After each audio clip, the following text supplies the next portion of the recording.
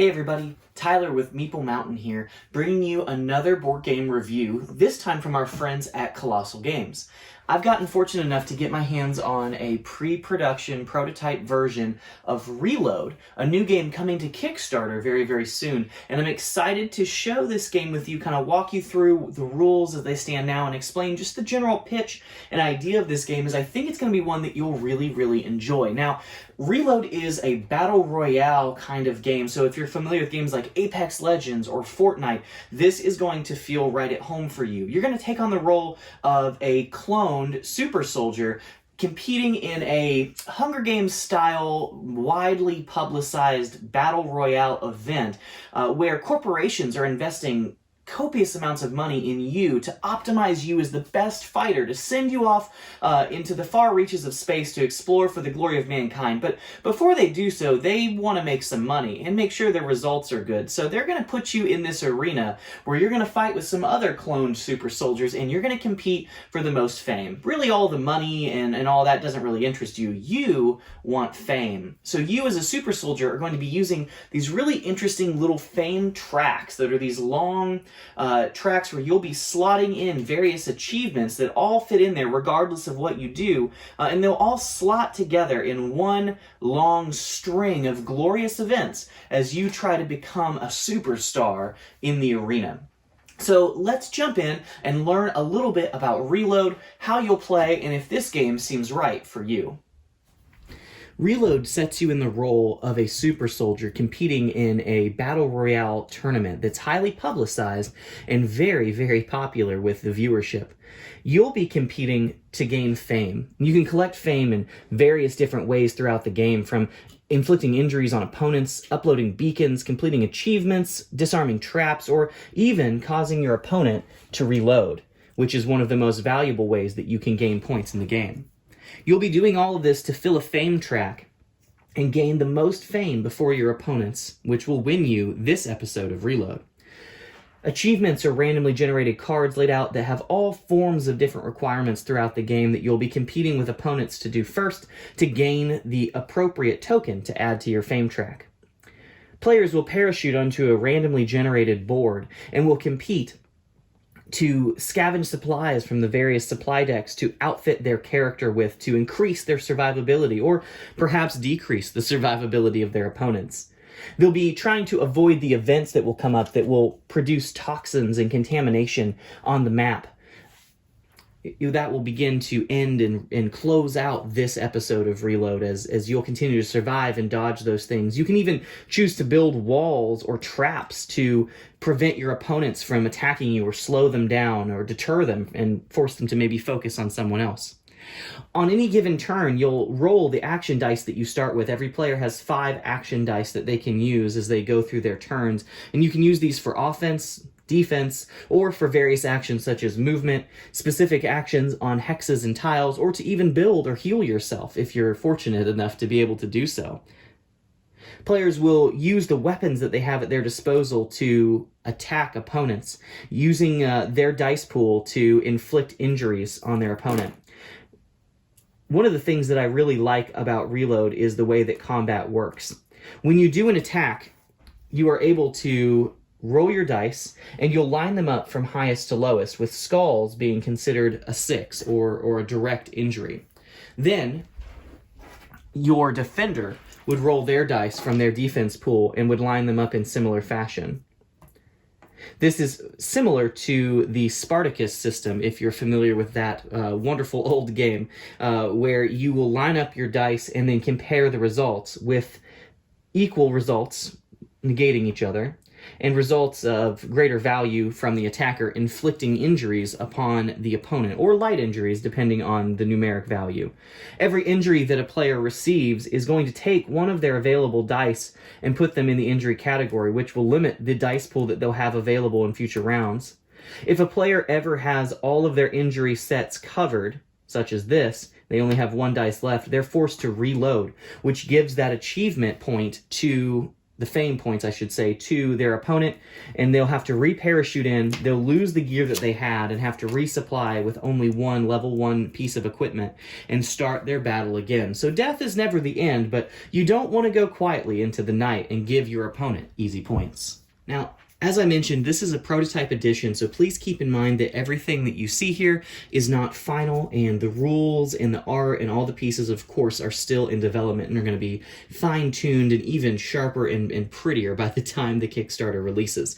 But today I just want to show a little bit about the game board and how some of the interactions happen here and what I really, really enjoyed about the interactions on this very small, tight game board. So, unfortunately, the miniatures did not make transit very well, as they're not final copies. They were just some rough pre-production models. So this is technically a hideout token, but we're going to use this to represent our character today and how he moves on the board. So when you start the game of Reload, everyone is off the board, and the very first thing that they'll do is attempt to parachute, and they'll choose a location to drop to. They'll roll some dice to determine if they're able to successfully land there or if the wind blows them off course, which all of this, of course, can really mess up some of your early plans. But once a player lands, that's when the fun really begins. There's a lot of incredible actions that your character can take on the board in the game of Reload. One of the things that I truly love is your ability to build. If you're not with an opponent in a hex, you can begin to build walls. You can put walls around your hex to prevent movement or prevent ranged attacks from attacking you from certain directions. You can also begin to lay traps in the area that you're in. Traps in Reload are really, really fun. When traps are placed, you have 2 of each type of trap. You have 6 traps total, 2 that are scissors, 2 that are rock, and 2 that are paper. The traps are literally a game of rock, paper, scissors. When you place a trap down in an area and an opponent moves in, they must activate this trap, and they're going to choose rock, paper, or scissors, and what they're choosing, what they think will beat the symbol on the bottom of this trap. So let's say our opponent here chose rock. Well, we're going to reveal this and see that it is paper. Paper covers rock, which means that this individual loses. So he would take an injury and is ensnared by this trap. What that means is that he will be trapped there and cannot move any further because the trap has captured him. So traps are a really fun way to mess with and slow opponents. Now, if, for instance, with this being a paper trap, if our opponent had selected scissors, he would beat the trap. He would disarm the trap and take no wounds, and he would even gain a fame token for disarming a trap. So disarming traps can be valuable and give your opponents points, but it is definitely a really fun deterrent on the board. Of course, wherever there's building, there's also demolition. You can use your build action to also destroy walls and remove them. So nothing is permanent in the game of Reload, but it is really fun to build your hideout and your traps and begin to just kind of carve out your own little sector of the board, if opponents will let you, of course. Every player board has a similar layout, with a slot for a head item, 2 hand items, a vest, some extra supplies, and then of course any beacons or traps that your character has at this time. The layout of the board is pretty standard, where you see certain dice values will allow you to move, take a location-specific action, loot, build, or heal if you're not in an area with an opponent, or of course then have your defense pool and your dice that you want to utilize for attacking. Now, one of the really fun things about Reload, or really any Battle Royale game, is of course the looting system. Loot is always such a fun thing, as you're always hunting for that better item, that leveled up rifle, whatever it may be. Loot in Reload presently comes in 3 levels. We have the 1-star section, we have the 2-star section, and we have a 3-star section. Now, 1-star loot can be found almost anywhere on the board by taking the loot action. There are, however, ways that you can find drop boxes containing Tier 2 or Tier 3 loot. Those are these little tokens that will be dropped onto the map through various events or actions that will happen throughout the game. When you find these, you're able to go and loot and find better items, such as a Kevlar military vest that increases your ability to dodge injuries, or even really, really powerful Tier 3 weapons that sometimes might even take both of your hands to wield, but I promise they're worth it. Weapons range from melee to ranged weapons and have a pretty similar layout, from inflicting light wounds to injuries that are, of course, your skull and crossbones. All of this will increase your survivability and your ability to force your opponents to reload. Remember, reloading, or forcing opponents to reload, is one of the most powerful ways to gain fame throughout a game of Reload. There's lots of really interesting ways that you can customize your character, and it's worth noting that characters also have an alternate side of play with asymmetric abilities as well. So if you feel like Reload might just be a little stale, you can always spice things up by adding additional abilities for each player that really flesh out their style and gameplay. A game of Reload can end in one of two ways. It can end if toxin symbols are placed on all of the surrounding areas, not counting the central tower. This happens when events add contamination. For instance, this event would add a toxin token to Sector 2. Toxin tokens will inflict an instant injury if you end your turn there, and will of course begin to close off the area that you'll want to interact in the board. And so eventually there will only be a safe zone in the middle, which will result in a game end. The other way that a game can end is if someone obtains superstar status.